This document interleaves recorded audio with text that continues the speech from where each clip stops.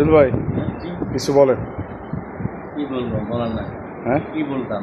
আপনার অনেক মনের অভিব্যক্তি এবং মনের যে আকাঙ্ক্ষাগুলো এগুলো বলেন, 2 লাইনে বলেন।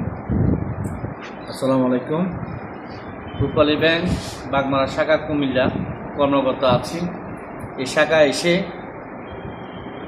আমি ধন্য হয়েছি, শান্তি শৃঙ্খলাভাবে কাজ করতেছি। কিন্তু দুঃখজনক, যখন বাগমারা শাখা রূপালী ব্যাংক পিএলসি সাইনবোর্ডটা যখন দেখি, তখন আমার শারীরিক মানসিক ডায়াবেটিস প্রেশার বেড়ে যায়। কাজের চাপে এত গ্রাহক, এত সেবা দিতে হয় জীবনে, এত সেবা দিই। এখন বর্তমানে পরিশ্রম করে দিচ্ছি, কিন্তু যে পরিস্থিতিতে বাইরে যাওয়া হয়, এই পরিস্থিতি আসলে অসুস্থ হলেও ডাক্তাররা আমার রোগ ধরতে পারবে না। দুঃখের বিষয়, আমি ডিএম মহোদয়কে আকুল আবেদন করব, আমাদের শাখায় কিছু লোক দেন, আমাদেরকে মুক্তি করুন, আমাদের ডায়াবেটিস থেকে বাঁচান, প্রেশার থেকে বাঁচান, মানসিক চাপ থেকে বাঁচান।